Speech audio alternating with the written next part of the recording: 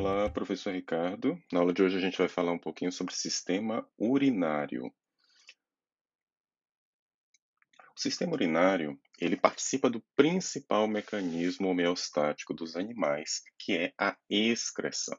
Graças à excreção, o organismo se mantém em condições de normalidade, especialmente em relação ao equilíbrio de sais, água e a remoção dos chamados excretas nitrogenados. Lembrando que a excreção é uma das funções desse sistema, tá? Por isso que não é adequado chamá-lo de sistema excretor, e sim sistema urinário. As excretas nitrogenadas que são eliminadas pelo sistema urinário, elas são resultantes do metabolismo das proteínas e dos ácidos nucleicos, sendo que as principais são o ácido úrico, a ureia e a amônia. Elas apresentam toxicidade e solubilidade diferentes, conforme esse esquema que você está visualizando aqui. O ácido úrico, ele é atóxico, a ureia é um pouco mais tóxica e a amônia é extremamente tóxica. O ácido úrico, ele é insolúvel em água, a ureia, ela tem uma solubilidade maior e a amônia é altamente solúvel em água. Tá? A amônia, portanto, é o excreta mais tóxico de todos e precisa de um volume considerável de água para sua eliminação, sendo o principal excreta dos animais aquáticos. Tá? Obviamente, se o bicho vive dentro d'água, ele pode perder muita água porque ele está vivendo no ambiente hídrico, ele está se reidratando o tempo todo com mais facilidade. A ureia é menos tóxica, mas é menos solúvel em água também. Tá? Por isso, há necessidade de um volume um pouco menor de água para a sua eliminação, e esse é o principal excreta dos animais terrestres e é o principal excreta de nós, seres humanos. Tá? Alguns animais aquáticos também excretam ureia, principalmente os condrites, os peixes cartilaginosos. O ácido úrico é um excreta atóxico, tá? E ele é insolúvel em água, sendo produzido por animais que precisam economizar muita água e por embriões que se desenvolvem dentro de ovos com casca. Esse excreta ele é produzido principalmente por répteis e aves. E a urina desses animais é sólida. Eles praticamente não perdem água com a urina, e isso é ótimo para animais que vivem principalmente em ambientes desérticos, onde não há muita água disponível. A amônia, portanto, é o excreta principal dos peixes ósseos, tá? Precisa de muita água, ou seja, os peixes ósseos, eles praticamente estão fazendo xixi o tempo todo, muito líquido sendo perdido, por isso que eles precisam viver dentro do ambiente aquático. Já a ureia é o excreta dos mamíferos e dos anfíbios, tá? Eles precisam de uma quantidade um pouco menor de água, mas ainda precisam de água para eliminar esse excreta. Por isso que nós, mamíferos, precisamos nos reidratar e os anfíbios também, com frequência. Os peixes cartilaginosos, como os tubarões, também são ureotélicos, tá? Também excretam a ureia como principal excreta. Professor, por que não excretam amônia?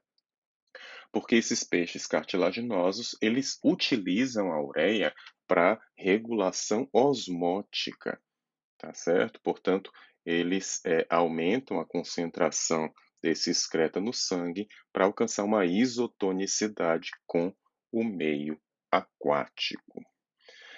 O ácido úrico, como a gente já falou, é um excreta que é eliminado praticamente sólido, tá? Por répteis e aves, principalmente. E esses animais, eles praticamente não perdem água ao eliminar esse excreta. Isso é ótimo para animais que vivem em ambientes onde não há muita água disponível. Bom, agora a gente vai falar um pouquinho sobre o sistema urinário nos seres humanos. Tá? Quando a gente fala em sistema urinário nos seres humanos, a gente está falando em órgãos que principalmente são mais facilmente visualizáveis na vista posterior. Portanto, aqui nessa região, você está visualizando os rins, os principais órgãos componentes do nosso sistema urinário. O nosso sistema urinário ele recebe o sangue arterial vindo da aorta, tá? Esse é o ramo descendente da aorta, E aqui você tem a veia cava, o ramo ascendente da veia cava inferior. Aqui você está vendo o rim esquerdo, aqui o rim direito. Os rins eles possuem aproximadamente 150 gramas e cerca de 12 centímetros por 6. Aqui em cima dos rins você tem a chamada adrenal ou suprarrenal. É uma glândula que a gente vai entrar em mais detalhes em sistema endócrino. Aqui você está vendo a conexão entre os rins e a bexiga, o chamado ureter. Você tem dois ureteres, o ureter esquerdo e o ureter direito, que ligam o rim a o local onde a urina vai ser armazenada, que é a bexiga. Tá? A bexiga é um órgão que tem a capacidade de armazenar até aproximadamente meio litro de urina. Aqui está a conexão final entre a bexiga e o meio externo, chamado de uretra. Não confunda uretra com ureter. O ureter conecta o rim à bexiga e o uretra conecta a bexiga ao meio externo. A uretra masculina tem aproximadamente 20 centímetros de comprimento e a uretra feminina aproximadamente 4 centímetros, tá? Lembrando que um homem com uma uretra de 20 centímetros não significa dizer que ele tem um pênis de 20 centímetros. Significa dizer que a uretra completa o pênis, que seria a uretra peniana, essa região mais externa, e a região da uretra mais interna, conectada até a bexiga, esse comprimento total tem aproximadamente 20 centímetros. Bom, aqui você está visualizando a passagem da ureia, tá? Das excretas nitrogenadas pelo corpo, sendo eliminadas para o meio externo. Como você pode perceber, a ureia ela chega pelo ramo ascendente da aorta, ela entra pelas artérias renais nos rins, posteriormente ela vai descer pelos ureteres, acumula-se na bexiga e é eliminada através da uretra. Ou seja, a ureia é um excreta, ela precisa ser eliminada. Portanto, ela vem pela corrente sanguínea, passa para os rins, desce pelos ureteres, bexiga e uretra. Outras substâncias, como a água, por exemplo, elas também fazem um trajeto semelhante. Agora, a diferença é que, se você perceber a bolinha azul, a bolinha vermelha e a bolinha branca, estas substâncias, elas retornam. Ó, acompanha azul. Entrou nos rins, retornou pela veia cava. Vermelha, entrou nos rins, e subiu novamente pela veia cava. A mesma coisa com a glicose. Ou seja, água, aminoácidos e glicose são substâncias que são transportadas pela corrente sanguínea, passam pelos rins, mas tendem a ser reabsorvidas, ok? Retornam para a corrente sanguínea porque são substâncias úteis ao organismo. A ureia, não. A ureia é um excreta, portanto, ela sempre vai tender a ser eliminada. Professor, se eu tiver com muita água, muito aminoácido, muita glicose, excesso dessas substâncias, isso pode prejudicar o organismo. Aí, nesses casos, essas substâncias podem descer pelo ureter e ser eliminada pela urina. Tá? Pessoas, por exemplo, que estão com diabetes mellitus possuem grande concentração de glicose na corrente sanguínea, portanto, muito frequentemente elas liberam esse excesso de glicose e você tem uma urina com maior concentração de açúcar. Essa é a vista externa do nosso sistema urinário e essa é a vista interna do nosso sistema urinário. Vamos tentar focar um pouquinho mais na anatomia interna. O rim é a principal estrutura do sistema urinário e ele é formado por essa região mais periférica, chamada de córtex renal. Aqui mais internamente você tem a chamada medula renal. Aqui você tem o cálice renal, portanto, o rim possui vários cálices conectados às estruturas que vão realizar principalmente o processo de filtração do sangue. Aqui você tem a estrutura chamada pelve renal, que coleta a urina que vai ser despejada aqui nos vários cálices renais, né? Concentra essa urina e posteriormente essa urina vai descer pelo ureter, ok? Portanto, o processo é as substâncias chegaram por esse ramo da artéria renal, as substâncias passam aqui por essas várias arteríolas e vênulas, e o que precisar ser eliminado do corpo, ser despejado, vai descer, vai ser coletado nos cálices renais, vai convergir para a pelve renal e, finalmente, desce pelo ureter. Posteriormente, essas substâncias que já compõem a urina vão ser armazenadas na bexiga e eliminadas do organismo. Aqui você tem a artéria renal e aqui você tem a veia renal. Lembre-se, a gente geralmente representa artérias com a cor vermelha e veias com a cor azul ou roxa. Tá? Nesse caso, a artéria, ela sim, ela está conduzindo o sangue rico em oxigênio, o sangue arterial, e a veia está conduzindo o sangue venoso rico em gás carbônico. Bom, a unidade morfofuncional dos rins é chamada de néfro ou nefrônio, ou simplesmente néfron, é o termo mais utilizado, tá? Ou seja, um rim contém milhares dessas unidades morfofuncionais, que são estruturas microscópicas, onde o processo de filtração do sangue vai ocorrer no interior dessas estruturas. Vamos entender como é que funciona, primeiramente, a morfologia do néfron, para depois a gente estudar a fisiologia do néfron. Bom, o néfron, ele forma-se a partir da chegada do sangue, né, no ramo da artéria renal, que você está vendo um ramo da artéria renal rico em sangue arterial.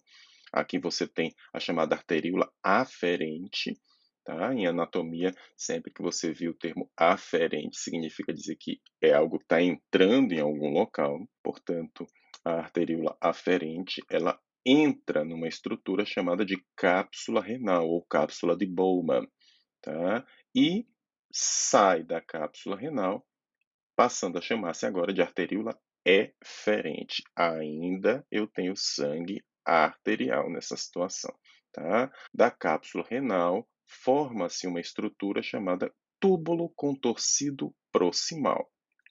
Posteriormente, esse túbulo transforma-se na chamada alça néfrica. Esse é o ramo descendente da alça néfrica. Esse é o ramo ascendente da alça néfrica. Esse é o túbulo contorcido distal, o ducto coletor. Pronto.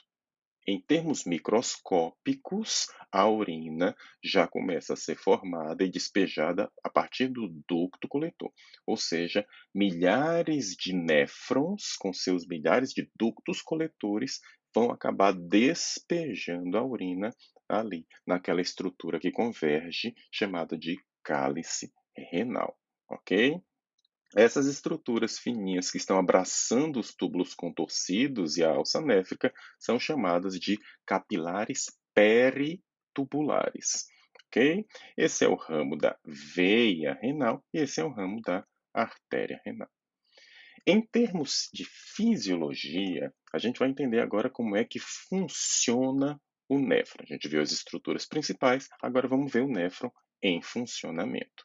Bom, o sangue que vai ser filtrado, ele chega pela arteríola aferente e vai entrar na cápsula de Bowman, tá? No glomérulo renal.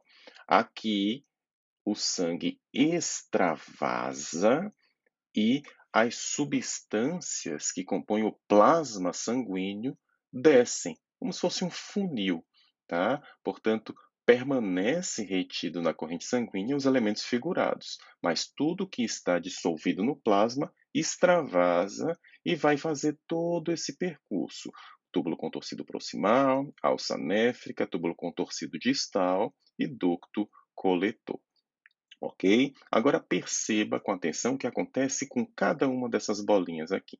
Tá? As bolinhas brancas são moléculas de glicose, açúcar, as vermelhas são aminoácidos, as bolinhas verdes representam os íons, sódio e cloro, ok? E a bolinha roxa representa secreção de potássio, ok? E a bolinha amarela representa a ureia. Perceba, portanto, que a ureia ela vai passar por toda a estrutura do néfron e sempre vai descer pelo ducto coletor. Ou seja, a ureia ela vai ser eliminada. Já a glicose os aminoácidos, o sódio e o cloro, eles são reabsorvidos em diferentes regiões. A glicose, aminoácidos e vitaminas são reabsorvidos aqui a nível de túbulo contorcido proximal e a água e o sódio, eles são geralmente reabsorvidos aqui a nível de alça néfrica. Perceba, a reabsorção ocorre com essas substâncias passando da estrutura do néfron para os canais peritubulares. Olha só, por exemplo, a glicose, o aminoácido, ó, eles estão saindo do túbulo contorcido proximal e entrando de novo na corrente sanguínea, tá certo? Agora perceba, esse processo de reabsorção das substâncias geralmente é um processo que gasta energia, que consome oxigênio. Portanto, nesses canais peritubulares, você tem a conversão das arteríolas em vênulas. Olha só, você está vendo só? O sangue está entrando vermelhinho e nesse processo de reabsorção, de eliminação de substâncias, há gasto de energia, há consumo de oxigênio e agora os vasos estão ficando azuis. Tudo bem? Portanto, as substâncias estão chegando pelos vasos vermelhos, pelo sangue arterial, e estão retornando pelo sangue azul.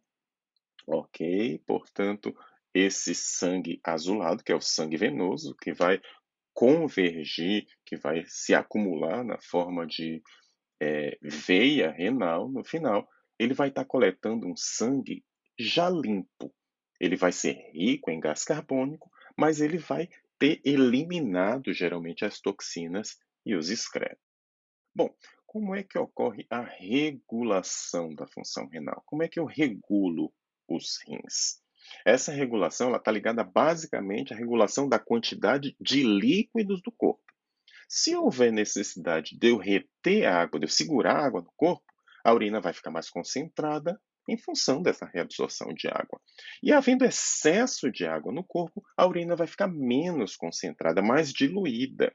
Ok? O principal agente fisiológico que regula esse equilíbrio hídrico no corpo é o chamado hormônio antidiurético ou ADH. Esse hormônio ele é fabricado numa região do encéfalo chamada de hipotálamo e é armazenado numa estrutura que fica logo abaixo do hipotálamo, chamada de hipófise. Ok? Vamos entender como é que funciona essa regulação da função renal. Tá bom? Aqui você está vendo a representação do encéfalo e aqui você está vendo a representação do rim.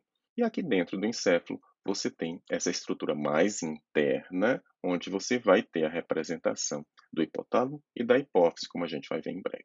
Bom, tudo está relacionado à ingestão de água, como a gente viu. Tá? A regulação da função dos rins tem a ver com a quantidade de água que você ingere. Se você é uma pessoa que bebe pouca água, isso vai desencadear um aumento da pressão osmótica no teu sangue. Esse aumento, ele vai estimular o hipotálamo, que é essa região localizada lá dentro do teu encéfalo, vai estimular o hipotálamo a produzir um hormônio chamado ADH ou antidiurético. Esse hormônio agora vai ser armazenado numa estrutura chamada neurohipófise. Posteriormente, a neurohipófise vai liberar esse hormônio que vai atuar diretamente nos rins, tá? Ou seja, a partir desse momento, os ductos coletores vão se tornar mais permeáveis, havendo grande reabsorção de água. Ou seja, a água que estava anteriormente sendo eliminada na urina, agora vai ser reabsorvida, ou seja, ela chega aqui pela artéria renal e ela volta pela veia renal para a circulação. Tá legal? Ou seja, o seu corpo percebe que você está bebendo pouca água e não deixa essa água sair no xixi, tá? Você vai pegar a água de volta. A água vai passar pelos rins, mas vai ser reabsorvida para o seu corpo, ok? Consequência disso, a sua urina vai ficar cada vez mais escura, mais concentrada, ok? Quando você passa muito tempo sem beber água, ou bebendo muito pouca água, Isso é o que acontece e a sua urina fica cada vez mais concentrada, ok? Quando essa grande quantidade de água é reabsorvida, ocorre um aumento do volume sanguíneo. Esse aumento do volume sanguíneo vai diminuir a pressão osmótica, que vai acabar inibindo a produção de ADH, tá? Portanto, é um mecanismo de retroalimentação, tá? Portanto, esse mecanismo está ocorrendo o tempo todo. Existe uma relação muito importante da ingestão do álcool e do equilíbrio hídrico na regulação da função renal. Quando você ingere álcool etílico, quando você bebe uma cerveja, alguma bebida destilada, um vinho, por exemplo, a ingestão do álcool e de certas substâncias, elas desencadeiam a inibição da produção do hormônio antidiurético. Lembre-se, o que é que o hormônio antidiurético faz? O hormônio antidiurético, ele reabsorve água. Ele faz com que o seu corpo puxe a água de volta.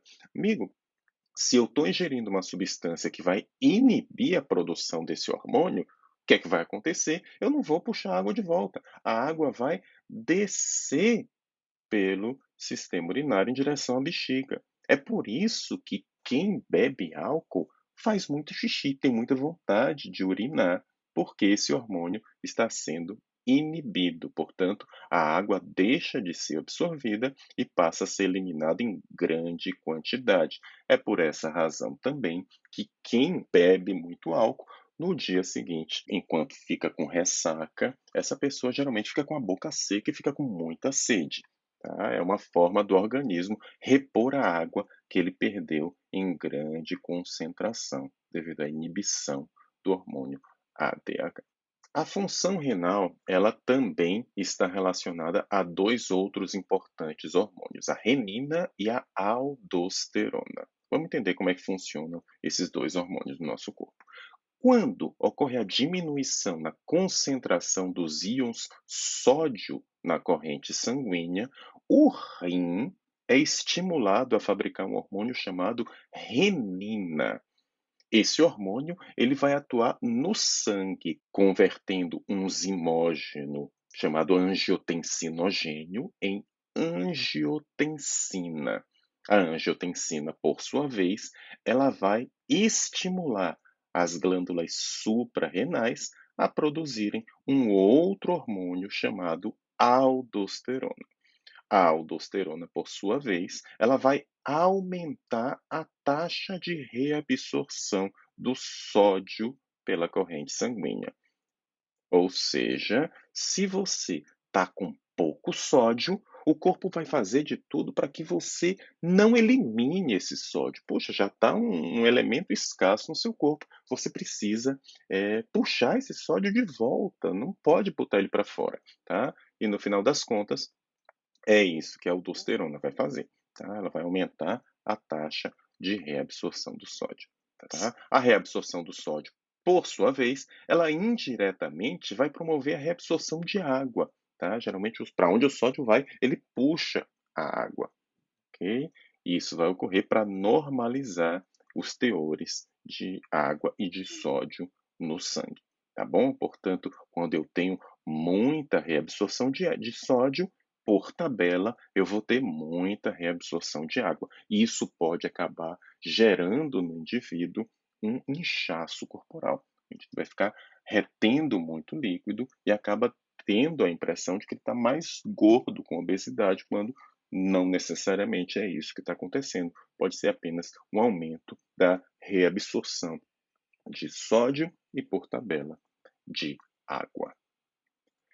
A renina e a aldosterona, elas também têm uma relação com os íons potássio, mas nesse caso é o inverso dos íons sódio, tá? Quando eu tenho um aumento na concentração de íons potássio no meu sangue, isso vai estimular as suprarrenais a produzirem a aldosterona. E a aldosterona, ela vai aumentar a excreção de potássio, tá? Ou seja, esse hormônio vai fazer com que esse potássio que está em excesso saia na sua urina, ok? Esse potássio, sendo removido do sangue e eliminado pela urina, vai acabar normalizando, equilibrando as concentrações de potássio. E por fim, existe um último hormônio, o peptídeo natriurético atrial. Tá? Esse hormônio ele funciona além do ADH e da aldosterona, tá? E ele é produzido no seu coração. Esse hormônio ele aumenta a excreção de sódio, diminuindo a pressão arterial, tá? Portanto, quando você está com sódio demais na sua corrente sanguínea, o seu coração capta esse excesso de sódio na corrente sanguínea e começa a fabricar o peptídeo natriurético atrial. Tá? Esse hormônio ele vai aumentar a excreção de sódio. Ele vai atuar de maneira semelhante a alguns medicamentos que são ingeridos por pessoas que possuem pressão alta. O medicamento para pessoas que têm pressão alta, ele funciona de forma semelhante ao peptídeo natriurético atrial, eliminando o excesso de sódio no nosso corpo. Bem, pessoal, por enquanto a gente fica por aqui. Essa é a nossa aula sobre sistema urinário. Em breve a gente vai falar um pouquinho sobre sistema nervoso e sistema endócrino.